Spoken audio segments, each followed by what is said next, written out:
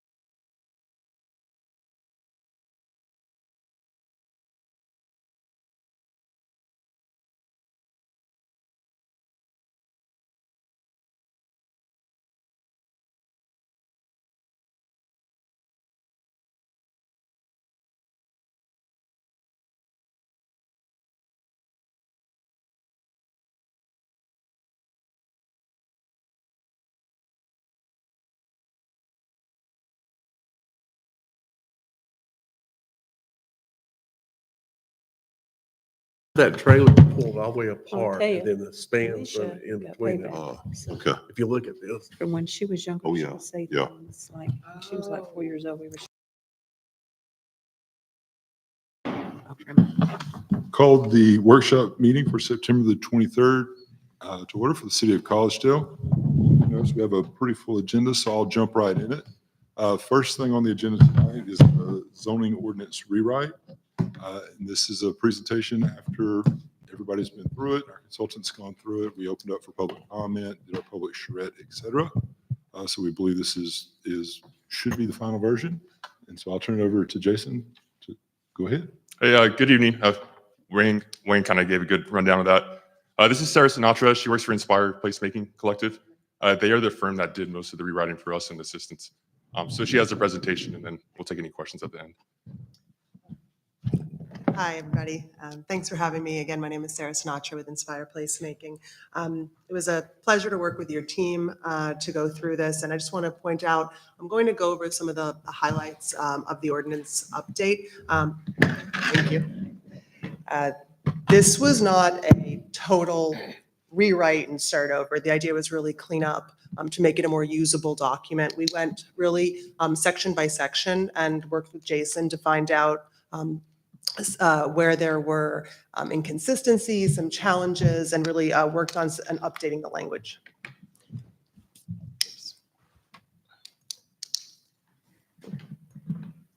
There we go. Just want to also go through the public engagement.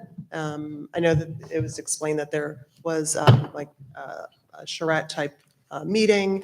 We also had a public website that people provided information to, and we had a stakeholder meeting as well.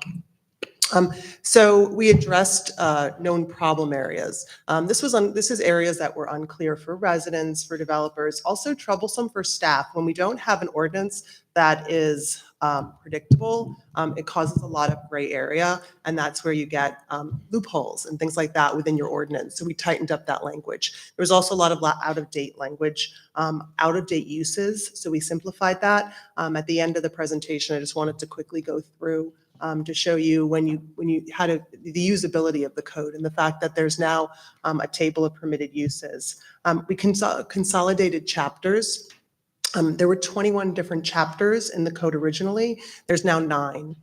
Every separate use had different chapters associated, which makes it a really hard document to use. And so we cleaned that up.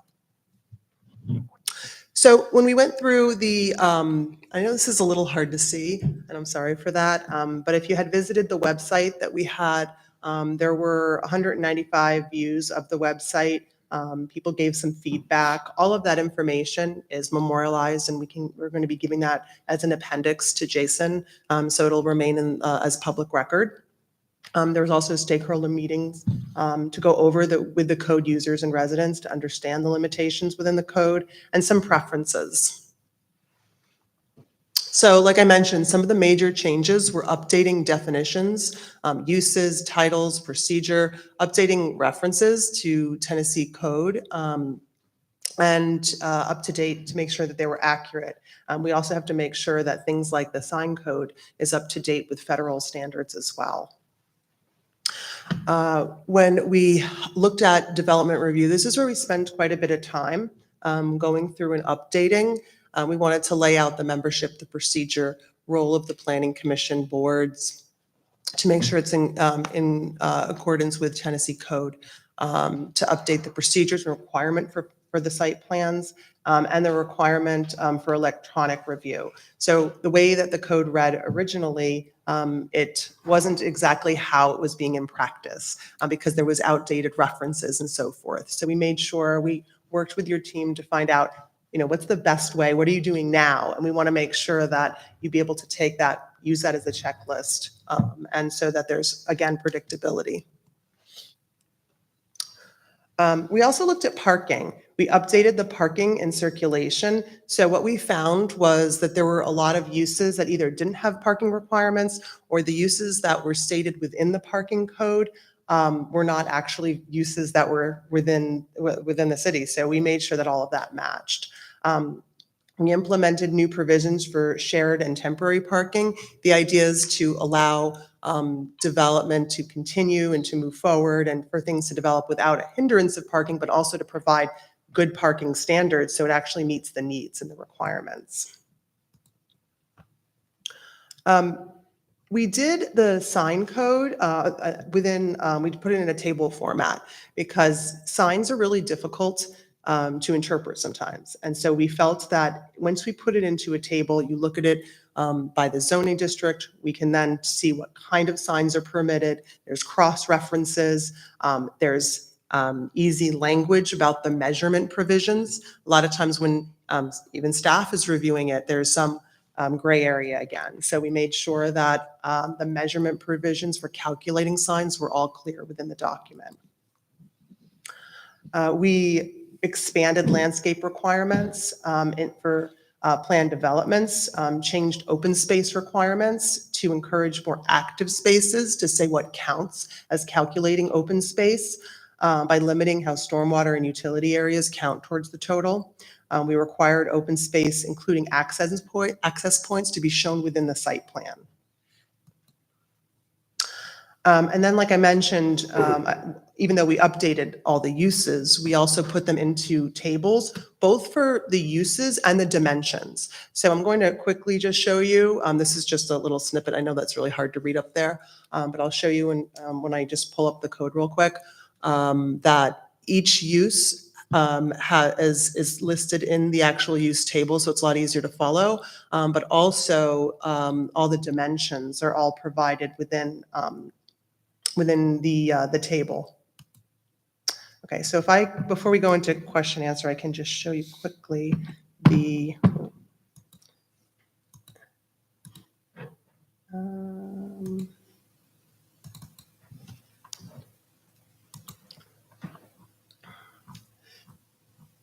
so the new ordinance, we tried to have an easy use of reference. So the idea is to make it more usable, like I said. So we'll be able to just click on it.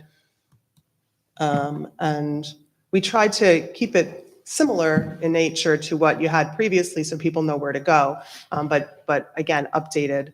And so let me just show you. When you go into the use regulations, which most people are used to going to, you'll find the use table, and you'll be able to see, the dimensional table, and you'll be able to see that if it's the ag zoning district, what the setbacks are, what the requirements are. Where before it was all listed in different sections of the ordinance, it was a little bit harder to follow. So we also found that previously, like I was mentioning, every use had its own chapter. So instead, and that means if you were trying to find what type of use was allowed in a certain zoning district, you'd have to go into each one of those districts separately and read through each one to see where it was, to see where you'd be able to place that use. Now, we put them into a table where all the uses are stated, plus if any of them have additional standards, it's all right here. So that it's a lot easier for all users, whether it's the public, whether it's staff, or whether it's commission looking at it, to be all located in one simple spot. Just want to point out, there were no map changes associated with this. So it's important to point out, a lot of times when a community goes through a major overhaul like this, there's significant mapping changes too. But that really wasn't the intent behind this project. It was to provide an update of the ordinance in a more useful fashion. So there might be modified uses and in that way, but there's not an actual map change associated with it. I know I went through that quickly, but I just wanted to, I know you have a big agenda, so just wanted to offer any question and answer. Well, I like tables, and I think that lays it out Okay. very nicely. I think it's well done. When you get a copy, I don't know if you've received it, then you'll be able to, the table of contents is linked, so you'd be able to follow it that way too. Having been on the Planning Commission for several years, I really do appreciate those tables.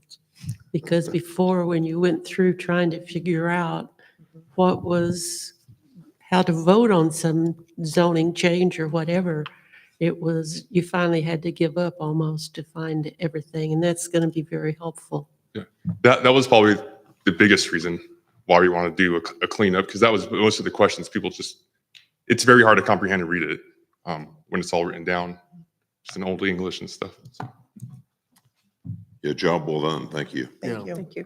Really is. Thank you. If there's no more questions, I will move on to the next agenda item. Before I do, Jason, what is the timeline? We'll be taking this to Planning Commission next month and then the City Commission subsequently. Yeah, so I'm going to do a final, just read over everything, make sure everything looks good.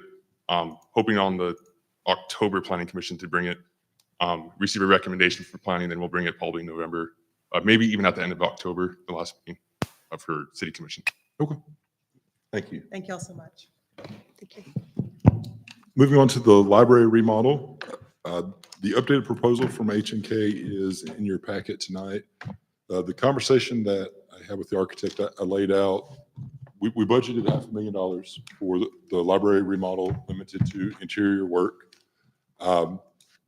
Andrew had identified a handful of things that needed to be done, such as lights and a stairway access, et cetera. We gave them that list. And then Gina and her boss and I and Alex sat down, was it last week? Last week to go over what LS&S saw as the biggest opportunities on organizational changes.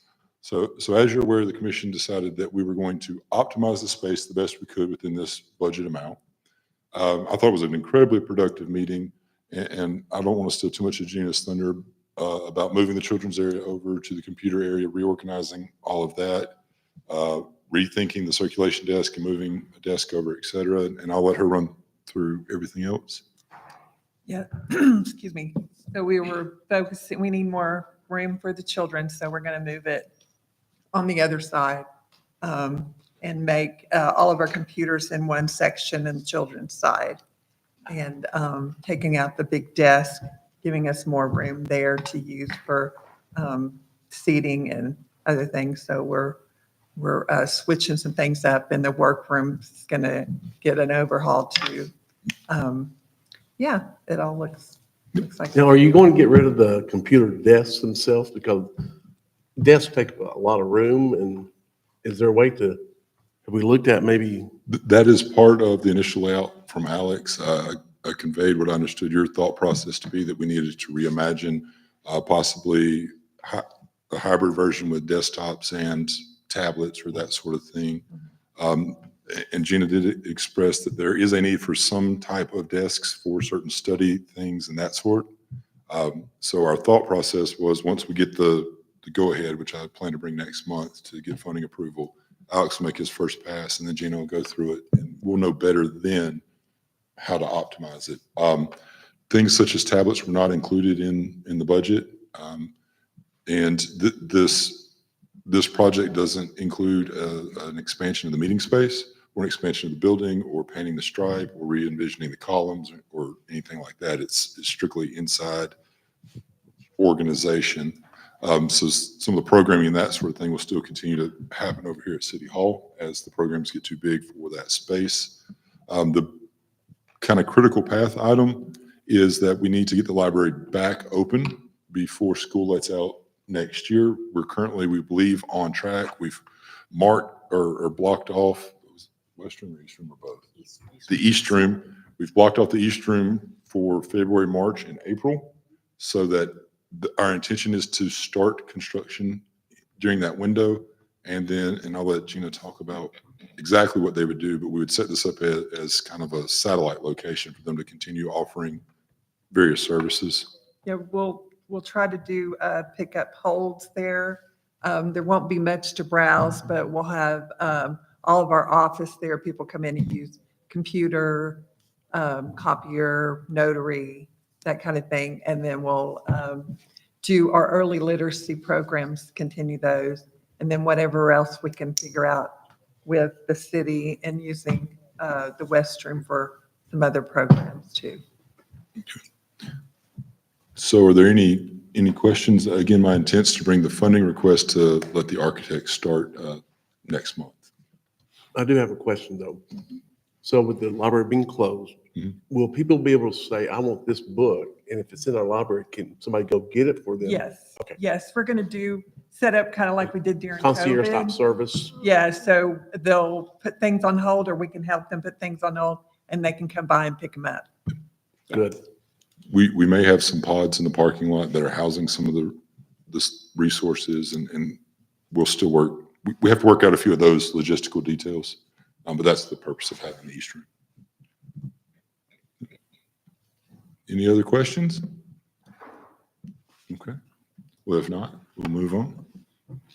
So next on the agenda tonight, I've asked Christina to give us an update on how the parade's going. We have the route nailed down. We have the date nailed down. Float registrations have been slow. I'll let Christina get into the details that she's experienced. I know my request for a few people to join have been declined thus far. I don't want to speak too much for Christina, but it feels like we're running into what we ran into previously, which was a fair amount of interest to attend, not as much interest to actually enter a float. But go ahead, Christina. Yeah, that's pretty much what we're running into. Like Wayne said, is a lot of people want to see a parade, but nobody wants to put it on. So currently, we've been able to get 2 sponsors, which is McKee and Scenic City Orthodontics. And then in addition to the 2 of them placing a float inside the parade, we only have 9 entries. And I've run into the same thing with being denied, not wanting to get involved with it.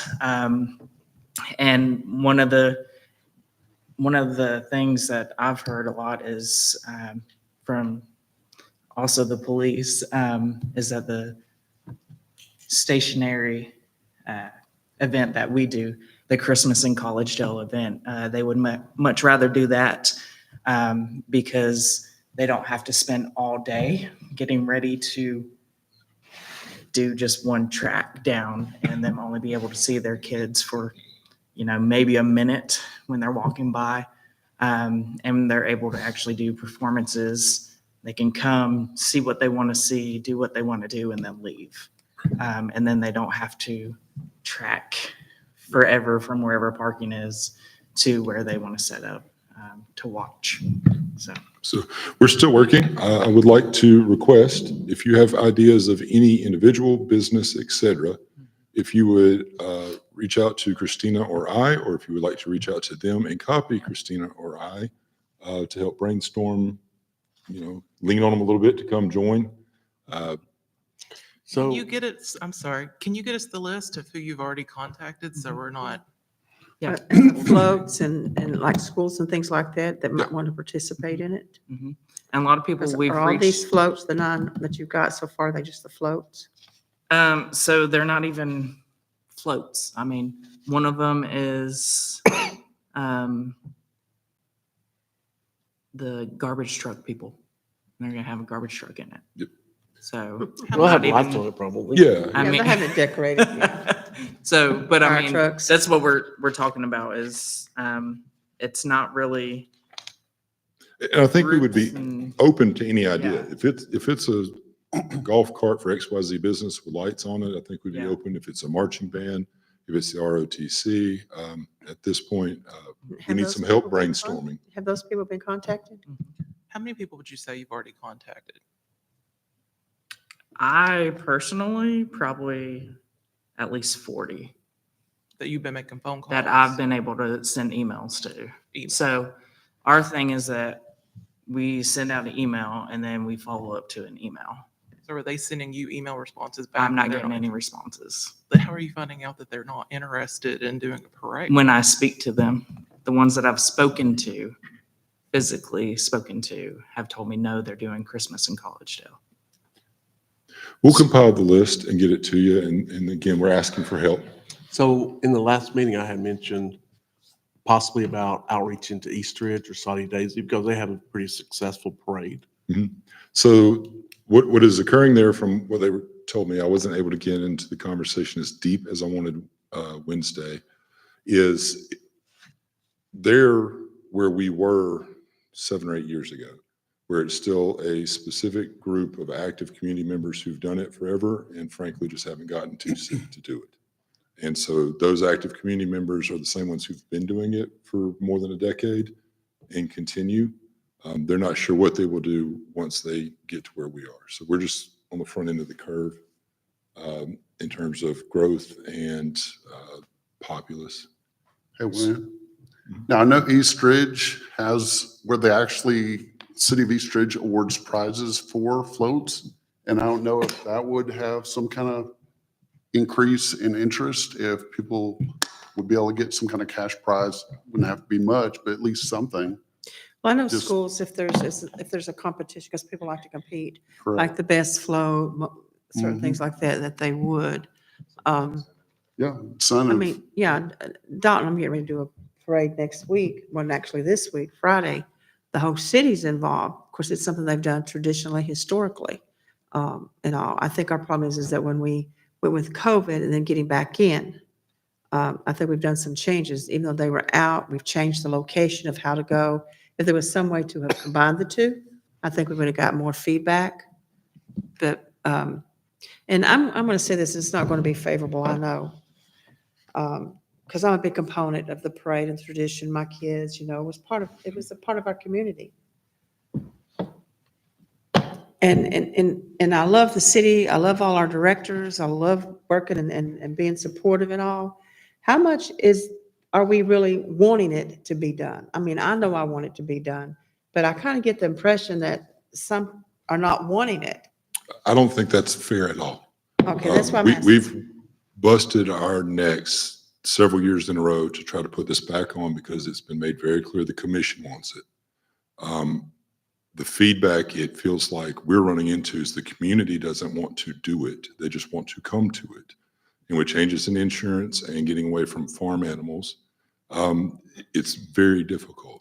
But we as staff have worked hard several years in a row now, and we're not getting the reception from participants that we need. And that's why we're leaning on the commission that's advocating for this parade to help us. If you have contacts that we haven't thought of or haven't made, or maybe you have a better contact at an ROTC program than Christina does, that you can lean on and get them to participate, that's what we need.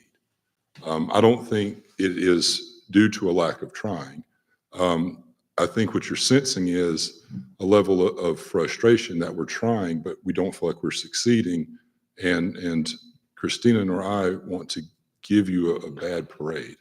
And so understand. that's, I think, what you're seeing. It's not that we don't want to do it. We want it to be successful. And so far, we don't feel like we've gotten traction in a couple of years. Yeah, because we need to get out, we need to have people in the parade that are not just from Collegedale area. Absolutely. We're Yeah, open and to anyone. like schools, I mean, I don't mind calling ROTC and things like that, and advocate and all, but, So There's have you- currently only Back it 2 up. people on my list that are even in Collegedale. Have you been contacted by the Collegedale Flyers group? Because they called me last week and I Yes. gave them your number. I responded to wanting that to email last float. week. Mhm. Okay, did you talk to Steve Michael? I don't think that's the name. Okay, But whoever, somebody emailed me from the aviation club yeah. that they're interested in it, and I sent them back all the information and the link to sign up. Yeah, if we get that list, it might be helpful because I think, I know This is- Debbie has had a longstanding relationship with ROTC out of Mhm. Ottawa. And, you know, and so that- Dixon and different Yeah. places. And that might be some of what we're running into is, Now, some of those people have left, I'm gonna be honest with you, they've retired or whatever. Right, but- I just went make connections, through yeah. all of the last time there was a parade, I Right. went through all the paper applications and put the contact information in a spreadsheet, and Mhm. I'm hoping to get to it this week. We just finished a big event yesterday, and we've got 3 more in the next week. So in between doing all that, I am right. trying to make those connections. So what we'll do is I'll ask Christina to add the group that she's contacted on that spreadsheet under already contacted, and then send you the plan to contact group. And then we can divide and conquer. If you feel inclined to reach out, just let Christina know that you've reached out. If you have a better contact for an organization, reach out to them and then let us know you reached out to them. Again, this is our plea for assistance so that we can deliver the parade for the city. Quick question. Mhm. So when we put together this organization group, I would have thought they would have maybe got delegated some of these tasks out there. I don't know if they did or didn't, They've been asked to give me ideas and whatnot, but can and they not call people as well? they can, yeah, they I sure mean, can. I think we need to. Johnny's if- been hitting them up about, I can ask him for the Yeah, list of who I he's hit talk up for frequently with Johnny. sponsorships Yeah. and Yeah. whatnot, and he's like, have you been contacted? I haven't been contacted. So And when you include that, give me the, maybe not a guideline, but what the price of entering. we'll include all of that Do as a all that, package. and let me see, because I'm thinking with the schools, like with East Hamilton, with Ottawa, even Hickson or wherever, because the Air Force, there's different branches at ROTC, that maybe, because they have to do so many community service points and hours to graduate. Mhm. But usually the military type ROTC, they're very eager to get involved. Yep. So maybe I can call those Mhm. and see or whatever. Yeah, See, if we'd had this on Epsom Pike, we could got somebody from the airport to land there and then back up. Yeah. It is a runway, right? That is the most apt description of what it is, yes. So then that'll be our go-to, would be compile that as quick as reasonable and get it out. And we'll follow up. Probably the best way would be to email Johnny and copy the commissioners at email address on everyone he's contacted. So that we're not waiting on his response to get the other information out. And then we'll divide and conquer and continue to push to get these numbers up. Is there going to be like a deadline? There's going to be a cutoff date that we're going to have to make a decision. Well, yeah, we're going to go ahead and go through with this, or that we not get enough response that we're going to do something else. I think we go through with it regardless. That's the only That's way what you I'm gonna- start to have a That's- parade again. Yeah. after doing all the work, yeah, I'd rather. My go through with it all. expectation was exactly there. We were going to go through with it and either be very proud of ourselves or disappointed and come up with a list Well, it of would- lessons learned if it didn't It's go as well as we good, wanted. they'll add on next year, Right. Yeah. build it back up. Or I they'll tell understand us that. what they want us to change. I still think next year, I mean, if we do it, and I think we should do it this year, but I think we need to think about, I know there's some people who don't like this thought of is having it on this side of the mountain, and that we find a way to do it in coordination with the Commons Christmas party that we have here. The Christmas party. Well, The do it upstairs at in December, college. yeah. Yeah, Christina's event. Yeah. that's yeah. right. So I think that, I know there's some concern about traffic and stuff, but, you know, I think we need to look at that as well. And I think we had already intended to have that conversation for my Yeah, you and I talked recollection. about it for Uh, sure. Was that conversation would be held afterwards? Um, I don't believe the lack of participants has anything to do with location. No, but I think you'd get more people wanting to come to the Commons as well. I mean, it's a good group that we do there. And it's successful, I think, in my eyes, but I think it might just add to the value of, And we absolutely need to have that conversation as part of our yeah. wrap up on our lessons learned from this. Okay. We'll move on to the next one for Christina's Parks and Rec Advisory Board member. Yeah, so it is time for us to do a replacement. And so I just wanted to bring you a name so that if you guys are ready or if you have questions, we can go ahead and put it on the actual commission meeting agenda so that you guys can vote it in. So Before you go with the name, I'd really like for us to have that as an application process like the other cities do, where that way citizens that are interested have an opportunity to submit their name instead of just somebody that one of us knows. Well, what we have done in the past, I can speak for the Mhm. planning commission, is we interviewed people that wanted to do it. We didn't have them fill out an application, but we knew that they wanted to be a part of it. And we chose the ones that seemed to be the ones that fit the best with the group. And I see how that's worked for a long time, but we have a lot of new residents now that won't know any of us. And if we advertise, hey, let us know if you're interested, we can go about it that route to be more inclusive. How did we find this person? She is actually involved already. And when the opening came up, I asked her if that's something she would be involved in because As it's a more of a volunteer. volunteer. Yeah, it's more of a volunteer board.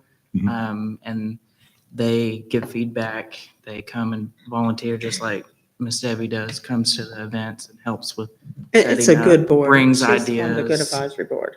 And that was a call out whenever we put it out on Facebook and say. You recently looking did for- a drive for We're volunteers, doing correct? volunteers. Yep. Was anyone turned away? I only had one person Okay. reach out, to be honest. So was it this person? No, she reached out to me. So this one was already a volunteer Mhm, prior to your call? correct.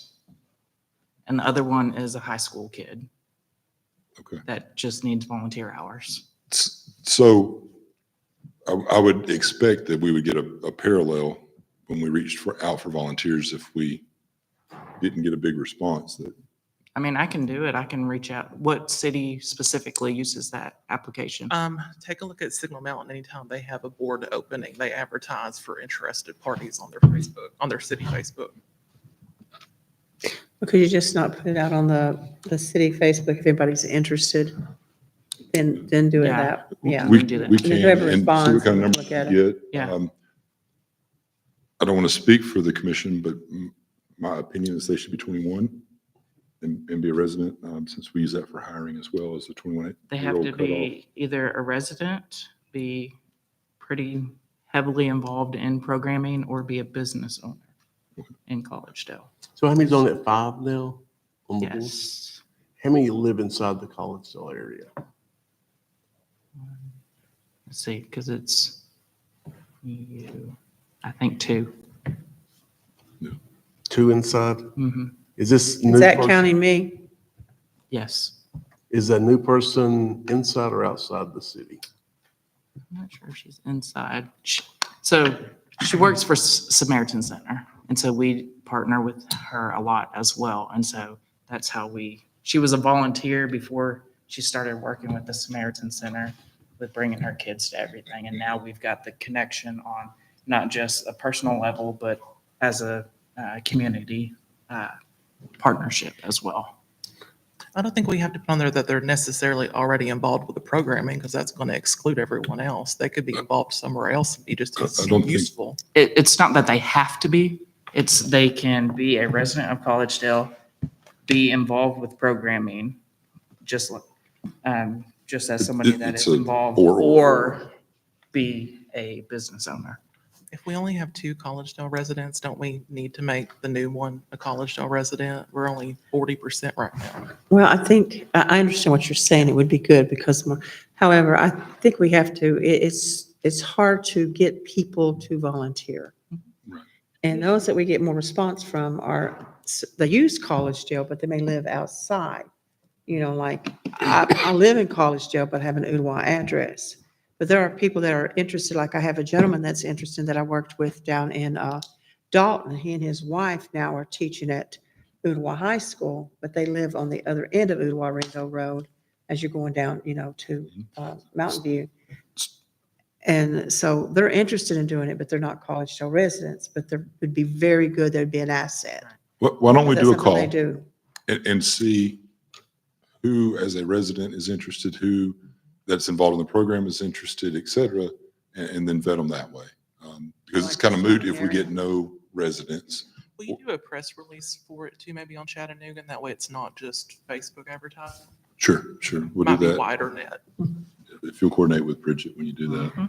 It wouldn't be just the Ooltewah Collegedale area. If you go downtown Chattanooga, I don't think it would be, they're out of the I area. think that sorts itself out in the vetting process. Mhm. I think we simply say, pretty basic, at least 21 years old. Well, and it's all in, it's actually in Yeah. the charter or whatever, that it's the decision of Yeah. the mayor to nominate Right, normally. right. So we'll do that, Yeah. vet them, and then give it to the mayor. I think you need to be careful if you're going to make it a wide open, because you are dealing with children.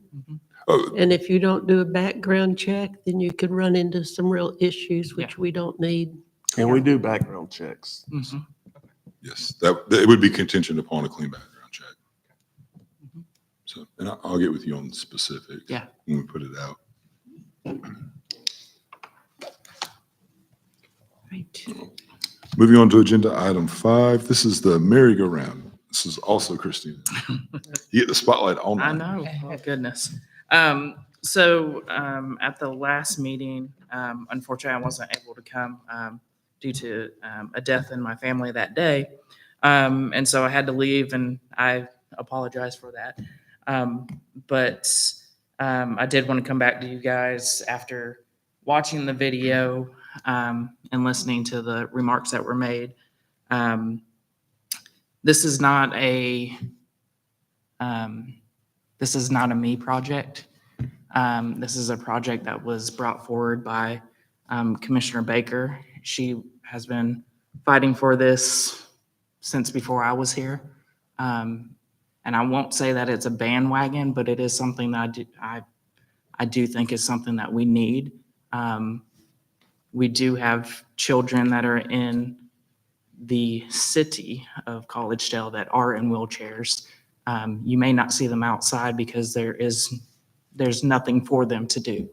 And so I would love to be able to provide them something to do where they can not just interact with kids that are also in wheelchairs. That's not what this is about. This is about being inclusive so that those that are in wheelchairs can play with kids that are not. Okay?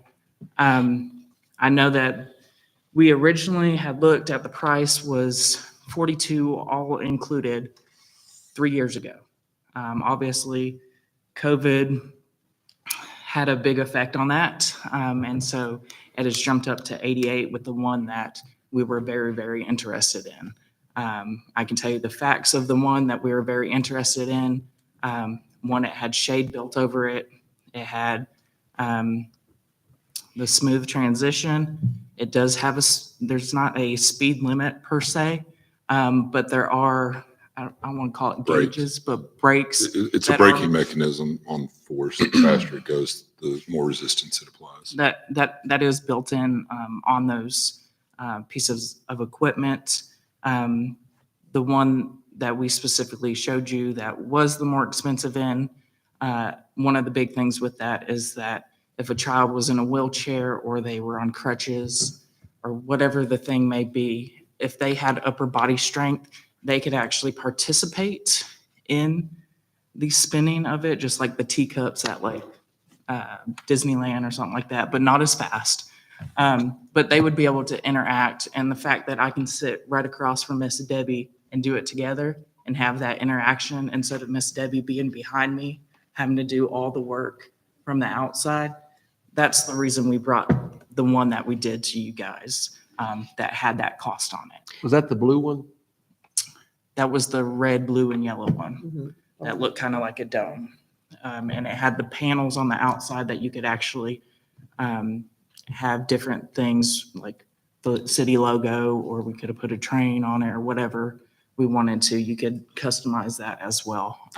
This is inclusive, but not just for special ed children. Right. I mean, it would be very good, but parents can ride it, other children can ride it, Mhm. use it. So it's for all, but it just gives an advantage for kids because we do have more and more children and young adults in wheelchairs. Yeah. So it gives them to be able to participate in our community. And of course, I'm more partial to it. Okay.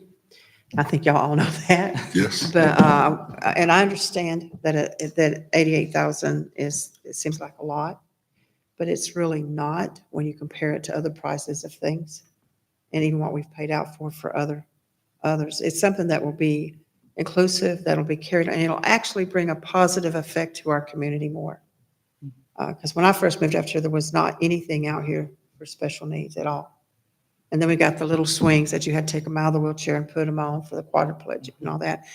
Everybody in Hamilton County wanted to come here and use the swings because there was nothing whatsoever, built in. And we've come a long ways.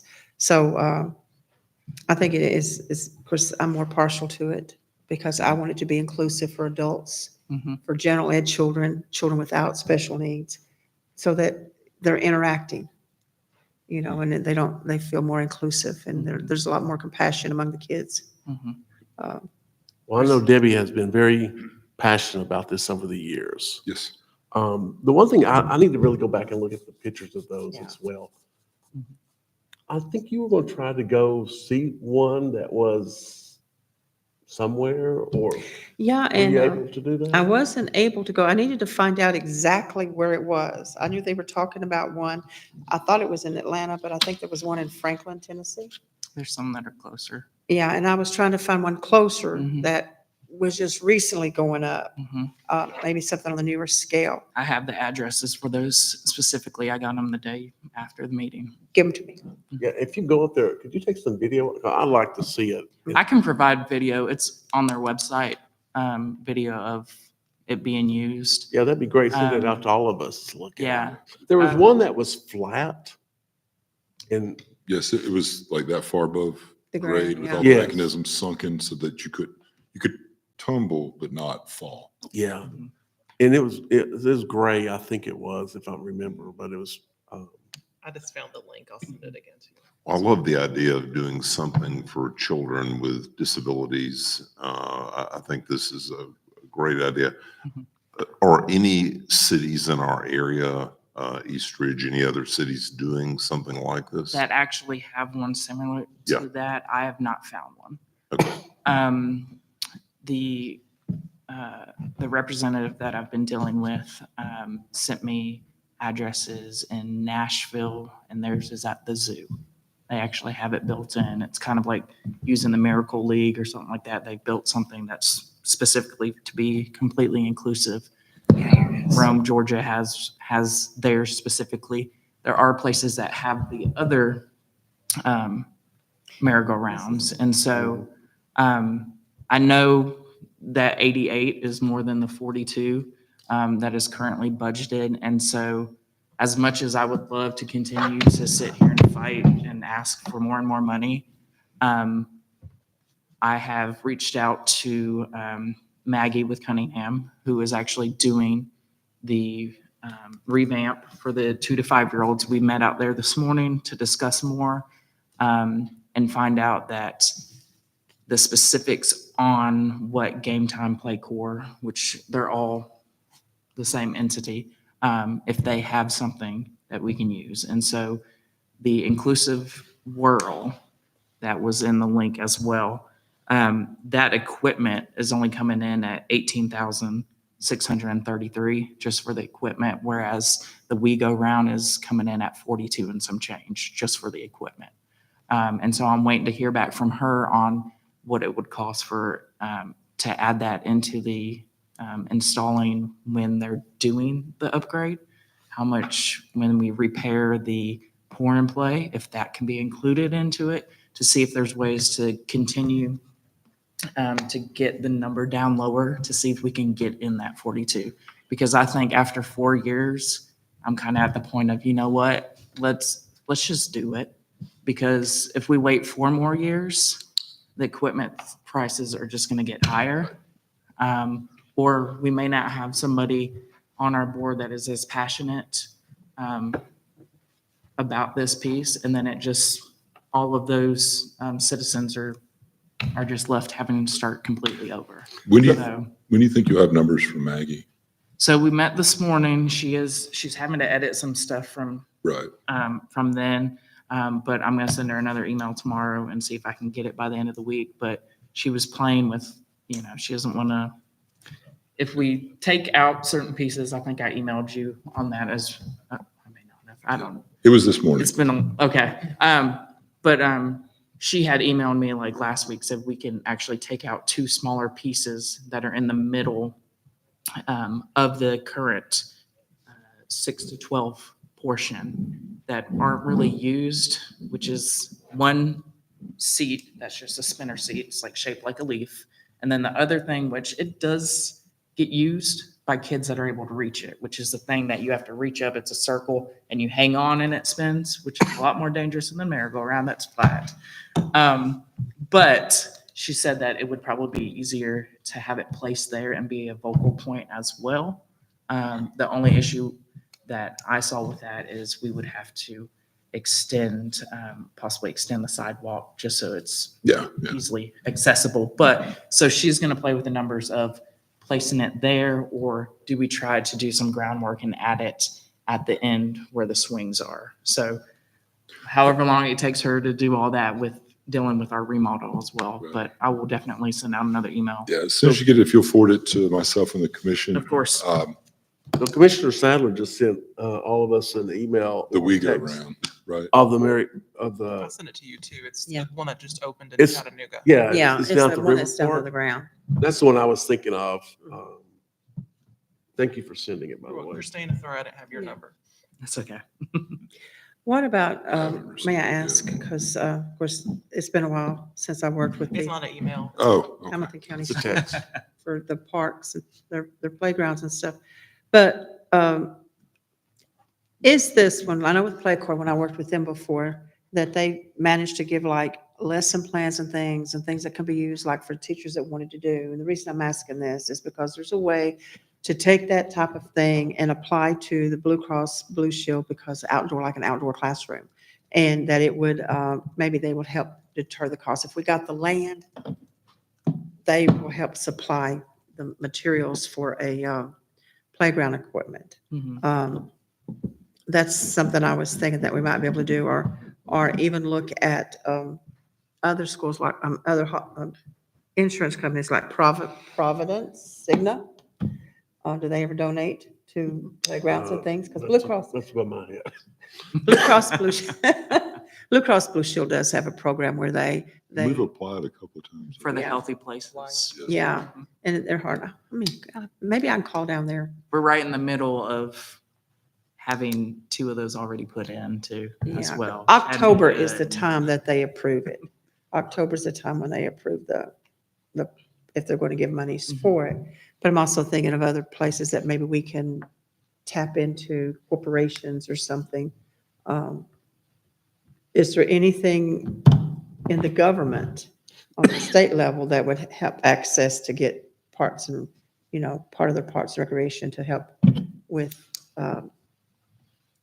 monies? I think that news article even lists a grant maybe we could look into. Yeah, We'll run through it and look and forward this information as soon as we get it, and then go from there. Well, I know that they did a lot at the River Park with sensory type. yeah. um, And then another thing too, because the Hamilton County Commissioners, they get allotted a certain amount of money No, they that they're don't. able to use. And it goes into a big lump sum now. It doesn't go like each one gets 100,000 like Right, they used they to. quit doing all that. Now they put it in there and you can present them with it and they vote on it in order to Mhm. get money. And I'll be honest with you, the reason they did that is because I know when I was with Hamilton County, sometimes the money was allotted to a school and it just never got to that school because they would just send the money. Right, that's to where our money for the library comes from. Yeah.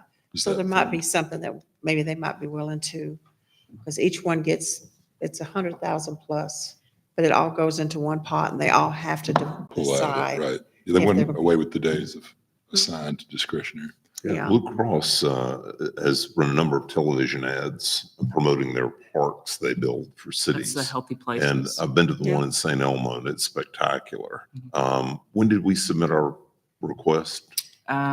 We did not do it this year. We didn't do it this year. We did last year and the year before. yeah. There's usually a cutoff that is due about October because they make their decisions there. I know when It's I worked with August. Hamilton It's in County, that's August. where we got a lot of money, when I worked on Appleton's Playground and different things.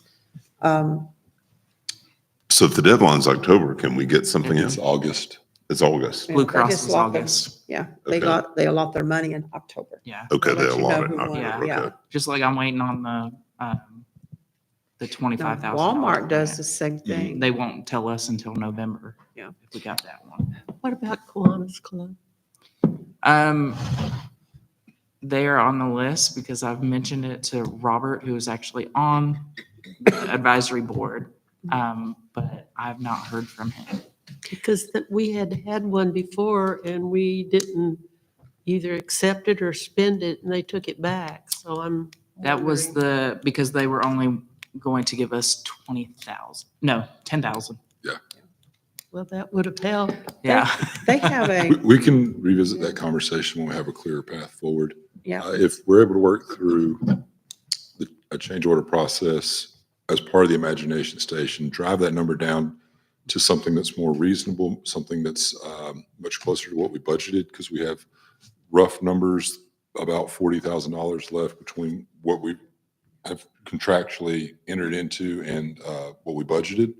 So in a perfect world, say that number came down to 50 and we've got 40, we can reach out to Qantas and see if they'd give us the 10 then. But it sounds like, let's get the change order from Maggie. Let's, if you'll shoot the list also of other locations for the we go around as well. Yep. And then we'll await commission direction Okay. on what you want to do. Simplest and easiest, assuming it's the exact same piece, would be a change order on the Imagination Station deal. It'd be absolutely the simplest.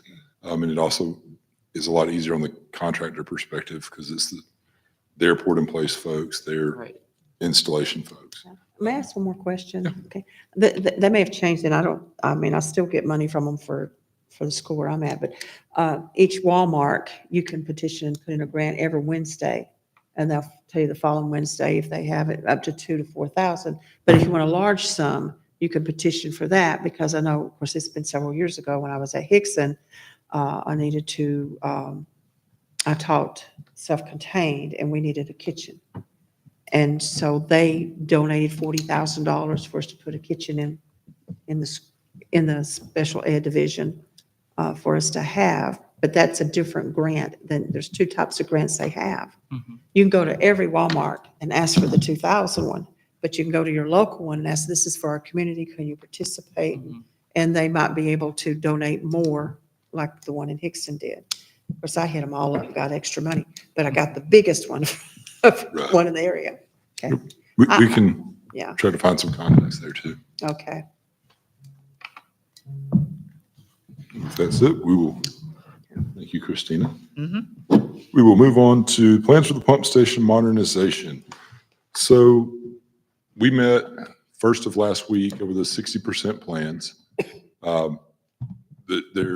Things are falling into place pretty close to where they need to be following this grant process. We have to be installed by the end of September 26th. Correct. Have to be installed. So we have some lead item issues that Chris is going to go over with you, and some pricing we need to talk about. Thank you, Wayne. As you saw in your packages, the 60% drawings that we did receive from the consultant, we had the meeting last Monday just to tweak and fine tune some of our comments for them to address. I think the biggest issue, two big items that we need to be aware of is the new pumps and motors that we need for the station. There's about a 6 to 8 month lead time on that. Some of the electrical components, cabinets and things like that are almost up to a year lead time. What they said is to make what we need only takes 2 weeks, but there's so much of a demand, they have almost a year lead time on those. We want to, the cities and what we've talked about pursuing is getting some of these items ahead of schedule. We don't want to put the contract out and then be waiting a year for everything to fall into place. So we're going to be looking to put out for bid those two items, the pumps and motors and the electrical components. That will be a benefit for us as far as not paying taxes or markup from contractors, so should reduce our cost. As you saw, the budget estimate at this point is about 4.1 million. About 1.3 is offset by the TDEC ARP grant that we received. And again, note that's what they projected. That's actually come down about 500,000 from their original engineer report estimate.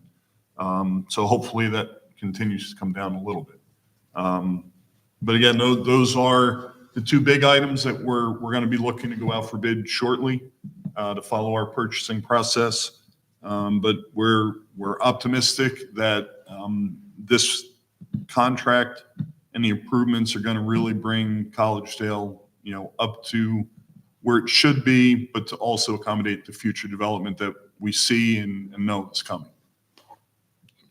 How far will this take us in the future, this pump station? I think they had a 20 or 30 year projection for. This exceeds the 30-year projection. Flows, the flows, it's hard to guess on, because a major industry can cite and completely throw everything off.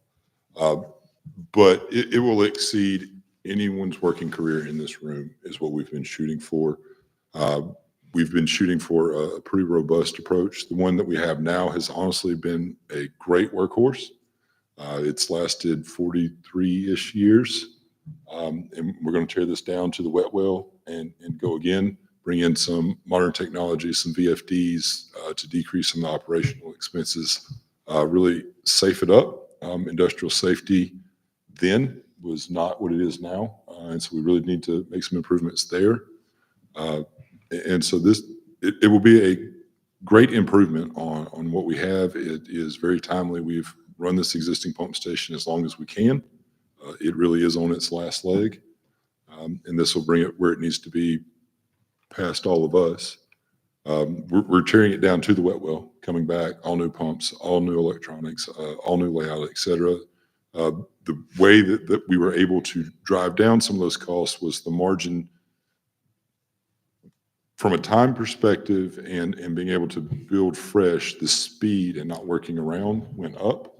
And the margin that the engineers thought that contractors would need to retrofit versus a new build is where most of those savings came in as we started dialing everything in. And this is not the enterprise fund. This will be the sewer fund that pays. Sewer fund. So it's not taxpayer dollars. In the sense Correct. of- It is the enterprise fund. We are sitting on some cash on hand. We will spend it. What we are thinking is we'll use the grant money, we'll use some cash on hand, and then we'll need to pull a bond.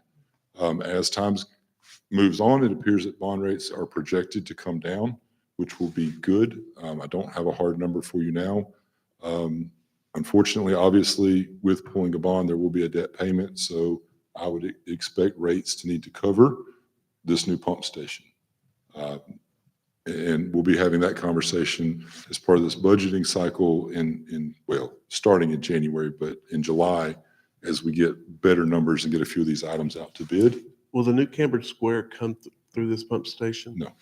Okay. I didn't. Oh, no, that's WWTA. That's WWTA. That is bypassed around over to exit 9 via exit 11 and Old Lee Highway. Will this increase the sewer rate fees for Yes. citizens? That's my expectation to pay for the bond that we'll need to spend. Just rough numbers, I would expect us to be able to pay between the grant and cash on hand a little better than half. And the other bit will need to come from a bond. So Glad I'm not on sewer. I hate to be the bearer of bad news, but it's, I mean, a 40-year lifespan, we're well past it. It has to be replaced. And the best time to do it is when 25% is grant money. So All righty, good news. something else to keep in mind, when we tear it down, we will be running on the bypass pump. So that is something that we will have to put into the budget because we will use diesel at a rate that we've never used it before. And what's the timeline on the construction? Following year. Probably start the fall of next year Yeah, we'll probably start this time into next year. 2026. Yeah. It's going to be 6 months. Yeah. 6 to 8 months. Okay. And that's something that once we get some contract, once we've got to bid on the construction, because, you know, we're going to break up procurement and then break up construction. How it's constructed is where it's going to be made or broke, the critical path, because as soon as we take the pump station offline, that's when we have to start running the bypass. And we want to run that as little as possible, both from maintenance, but diesel fuel, et cetera. And so what stages they bring it back on with electric and that sort of thing, which is also part of the reason why we're suggesting going ahead and having everything on site before we. Have we run the backup pump lately? The bypass? Bypass. We test it weekly. Okay. Good to know. Yep. So, Yeah, if that goes down, we're in a lot of trouble. It'll hurt. yes. Did you say it gets tested weekly? Yeah. Wow, okay. Anything else? People So like if to the- flushing toilets. Yes. So if the pump comes in, where do we store those until they're ready to go in the ground? We're going to store those at Public Works in a secure location until we're ready Okay. for the project. We do have to nail down a little better exactly where, exactly how we want to, if we're going to move some equipment around, use some existing space, if we're going to buy a Connex to then sell in the future, it'll depend on how they're stacked on pallets and that sort of thing. And the So- overall height. Correct.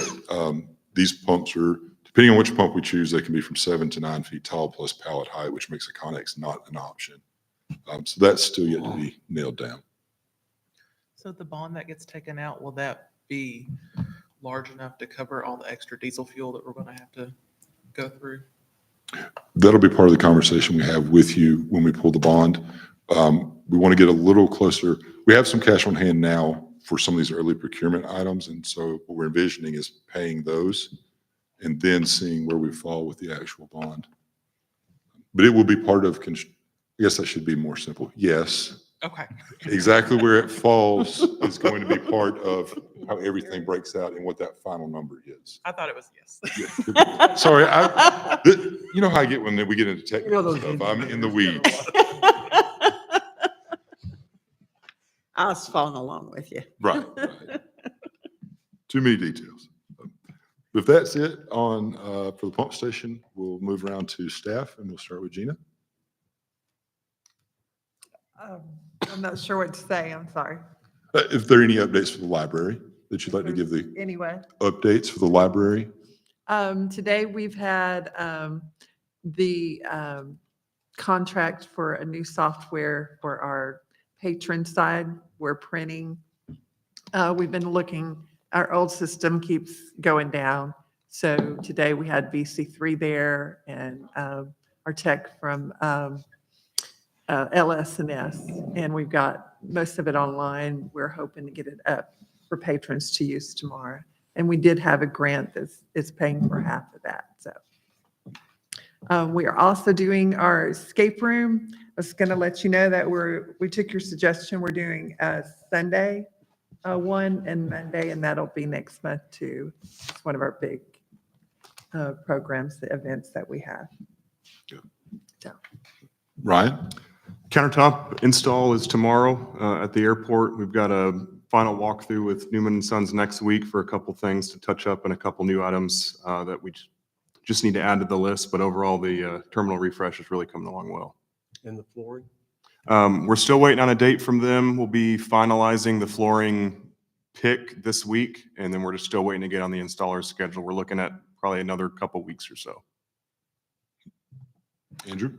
Very grateful for the commission's support with this facilities maintenance management module of iWork. I've been able to incorporate data in there from expenses from plumbing, electrical, mechanical, and building to be able to get real cost data as to how much has been spent currently and to help project for budget fiscal years going forward. So thank you so much for your support. Chris? Just two things. We hired a new sanitation driver that began today, Trey Franklin. And in addition to that, just to let you know, progress on the parking lot is moving forward. We haven't really had any major delays, and hopefully we'll be under budget, but we'll see how the rest of the project goes. I do. We had a great time yesterday. It was extremely hot for our fairy tale fall ball, but we had lots of great smiles from our little ones, all dressed in their fall ball garb. Just a few things coming up. We've got Cops and Bobbers this coming Saturday, which I'm pretty excited about. And it's a partnership between us, Bass Pro, and our police officers, and trying to do some more community outreach. Bass Pro was gracious enough. I applied for a grant to be able to provide some fishing poles. We did learn from the last fishing event that we got dock-sized poles, which are only about 30 inches, so that little kids are not swinging full-size fishing rods around. But we're really excited about that. If you get a chance to come out Saturday, that's from 9:30 to 11 o'clock. We'll be at our pond. It's not all about catching that 7-pound bass. It's about spending that time together with our community members and teaching the kids new outdoor activities. We also have Nerf Wars coming up on Monday. Chris actually just mentioned he'd love to see an employee Nerf War. So if you guys are ready, we'll sign you guys up as well. OJS. Right. That's what HR said too. We're trying to get Tunes on the Track going again. It was so hot the last time we did it. We've tried to push it back, and unfortunately it's just kind of getting in the mix of football and fall break and all the other fall things we have going on. We are trying to do kids things throughout fall break. And one of the big things to highlight during fall break is that Thursday, which is October 17th, is National Night Out with you guys. What? October 17th. Oh, I thought you said 30. 17th. That's not what Yes, I had on my. yeah.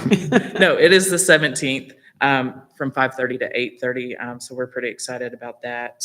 And we have so much going on. We're just super busy. We're trying a new thing called Pigskin and Pig Out, which is doing some flag football and having some barbecue truck there as well to get some food. But we've invited the UTC football team to come out. They're trying to decide exactly how many other players they're going to send because they're right in the middle of SoCon conference play. But we're trying to bring them so that we can bring the other local football teams, whether it be middle school, high school, or just our youth associations. And it's a chance to get together and, just play a friendly game of flag football. And for the first time this year, we're going to attempt a fall carnival. I know that's been pretty well attended for other folks. So we're going to try that this year, and that's going to be October 28th. And it's going to kind of have the same feel, kind of like our Christmas in Collegedale in a way, where we are asking the people that want to be involved, businesses or groups, to provide some type of carnival game, just to make it a little bit fun and it not all be about candy and just come get a bunch of candy. Let's see if we can also spend time with our community members. So lots and lots going on. Yeah. Awesome. Planning's doing pretty good. We got several applications over the weekend for planning commission next month. They're the same applicant, but they're 3 separate parcels for townhomes off of La Colina. So that will be heard at the planning commission in October. The zoning ordinance, which I'm really excited to get that wrapped up because it's gonna be so much easier for people to go through and actually see what we're doing. I believe at the early start of next year, we're gonna start looking at conducting or putting together our strategic plan. So that's something to look out for too coming up. And then social media is doing good. I have all my drone batteries charged, so when they start moving that bridge, I'll be out there taking photos. You better get out there tomorrow. Is it tomorrow? Well, they brought the big load in today. Okay. I've heard a couple dates, so I drive by it There every are a now lot of dates floating and then. around. Yeah. So You I'm never know, hoping. just hover up there and let it go. It's easy because I can just go from the office straight over. So it works out. Aren't you supposed to be able to see the distance? I can where see it- it. What'd you say, FAA? Yeah, I'm able to see it. So I was just going to touch on our community events that we've already talked about, but also I think it was in your wrap up from last week, but we were able to put our third detective upstairs. Today was his actually first day starting. So after about a 30-day snap-in period with some training that goes on. So that's moving well. And also we did take delivery of our Durangos. You voted for the equipment last week. So we're in the process of getting those ordered. Then hopefully by the end of this week, our next commission meeting will have 3 to 5 vehicles to bring to you for surplus, and then hopefully another 5 to 6 shortly after that. Is that it? That's it. Michelle? We had our audit last week. They finished up and it went really, really well. And I want to thank all the departments publicly because everyone pitched in and helped. Thank you so much. Made it so easy on me. Is that it? That's it. Update on Pine Hill. You saw the press release out. Chris and I did meet with the contractors today, fleshed out some ideas. They actually came up with one to use stacked stone retaining walls to speed up construction, fit a little bit better, and we're going to go a little bit longer to push things back so we have room to do a guardrail and a shorter wall. Trying to, it's hard to say stay on budget with the T&M project, but to minimize costs and push on that pretty hard. As we get better dates and materials on site, we'll be able to continue pushing through our, with Bridget and social media on those regular updates. And we are still talking those timelines that we were talking about before. But we are pushing on it. So Commissioner Sadler? Chief, I'm not sure if you're aware or not, but I think it's the 10th annual National Night Out. I think it's 10 years ago when you asked me if we could work on that together and get it launched. So I'm really I excited. did not realize that, but it's And a very, very great event for us every year. If you need help with anything, very happy to help out with that since it's such a success and builds every year.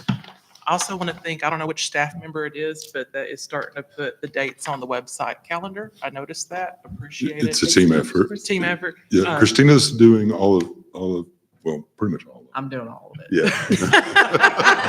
The workshop ones do currently say 6 PM though, and I figured that was just an oversight because of all city meetings usually, but it looks great. It's been Appreciate it. very finicky. That website is not fun to deal with at all. So I think not Civic fun. Plus was probably actually a lot easier. that does bring up a conversation for the future. We're not prepared to have it in any kind of detail tonight. Is a modernization of our website. As you know, we refreshed it a little bit ago.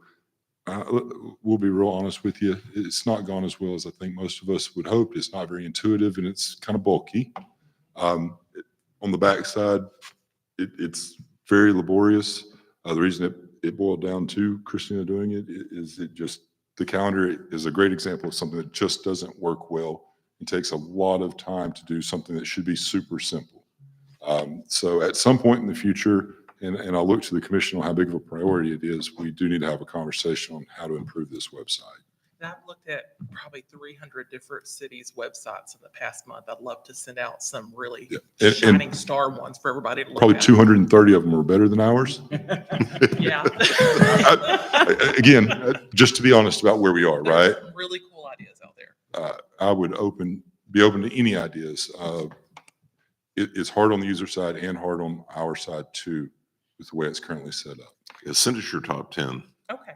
And also, I mean, we had talked about, it's been several months ago, about our getting a mobile app site for us, because I keep getting all the Gov talking about their website, for the mobile app.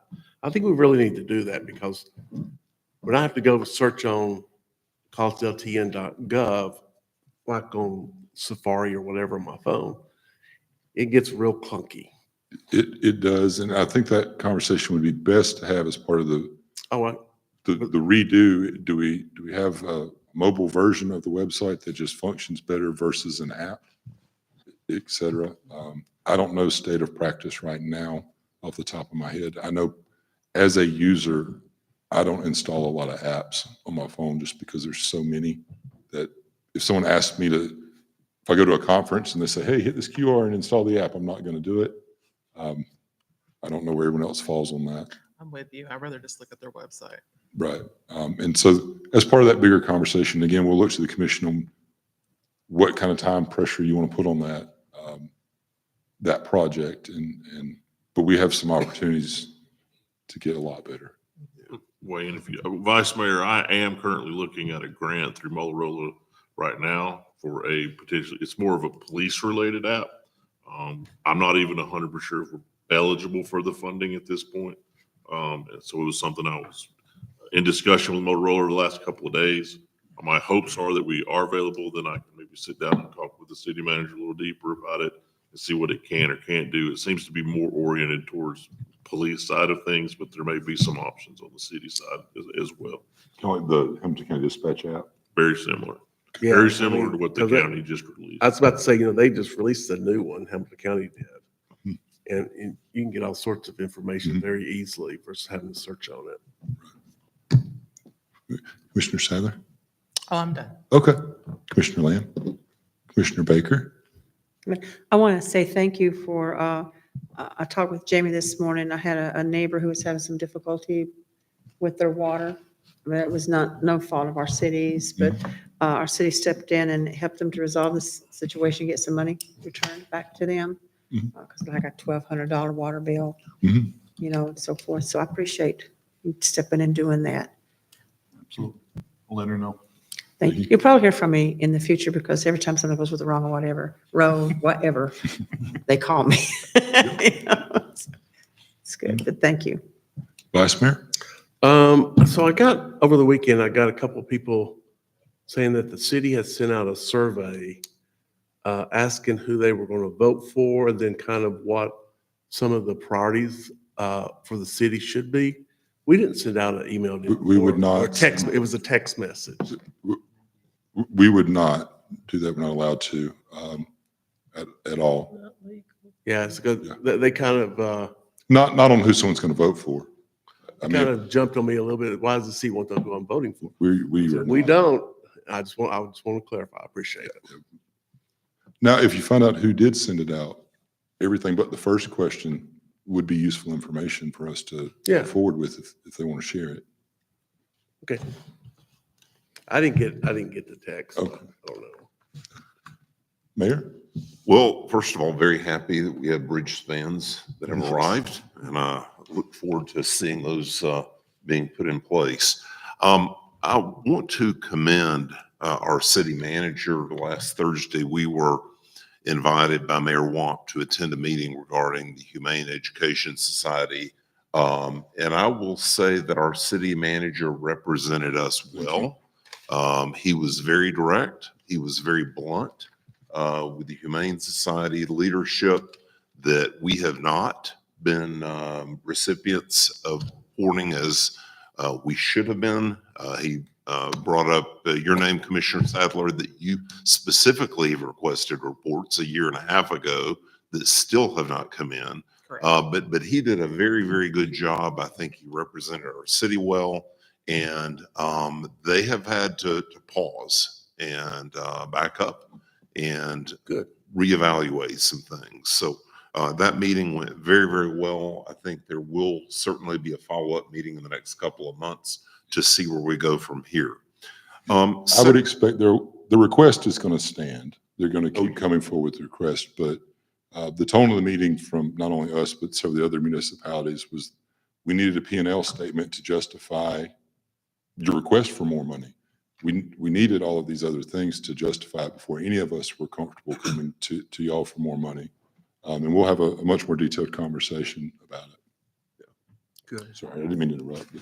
No. Second thing I had tonight was for Public Works Department, are you missing a sign holder? Because if you are, I think I know exactly where it is. There is a sign holder that's been laying beside the road at the intersection of McDonald and Talent. So you may want to swing by there. We'll go pick up whatever it is. But anyway, someone has left a sign holder, so if you'd like to have it, it's been there for. I don't know, that may be part of the detour for the Pine Hill Road. Maybe somebody took the sign and left the sign stand, Okay, but I'll look into that. okay. Yeah. Third thing tonight, Ryan, have you heard anything about this environmental assessment? No, and I actually talked to Matt with Garver. It was at the end of last week, or no, it was actually at around middle last week, just to follow up with the work order and asked if he's heard anything, and he says that he still has not either. So we're still just in limbo on that. Because that's been what, 5 weeks? It's been actually a month now. I And it was believe supposed to Friday be was a taken month. 2 weeks? Yep. My question is, has someone at TDOT just forgotten to make the phone call to say, oh, by the way, I meant to call you, but. Yeah, I can try to reach out to them again in the morning and just follow up. It may have to progress onto a high administrative level and, with JP or John Briggs, and see if they can put some fire under some feet and get something progressed. I mean, surely by now they know something. Yeah. So if you will reach out in the morning, Mhm. this has been our experience in the past with TDOT grants and having some direct conversations with TDOT at, not aeronautics, but the other side. I was informed that they're kind of going through a reorg. It sounded like they were going through a reorg because they were just short-staffed, not because they were actually fixing anything. And the comment was made that most people now in TDOT are doing 2 and 3 jobs. And so everything's getting even slower. And what started that conversation was the 10 months for the driveway permit off of Lee Highway.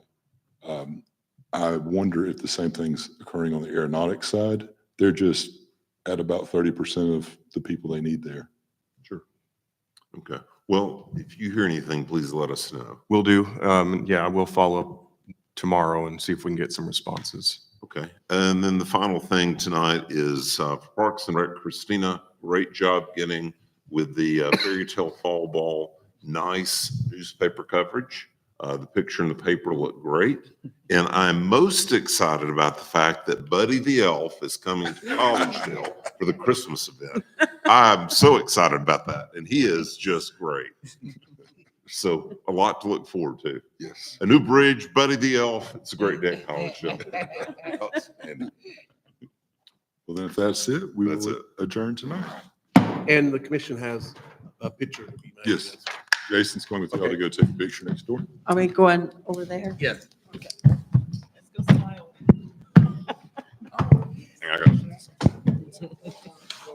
Hey, that's what I thought.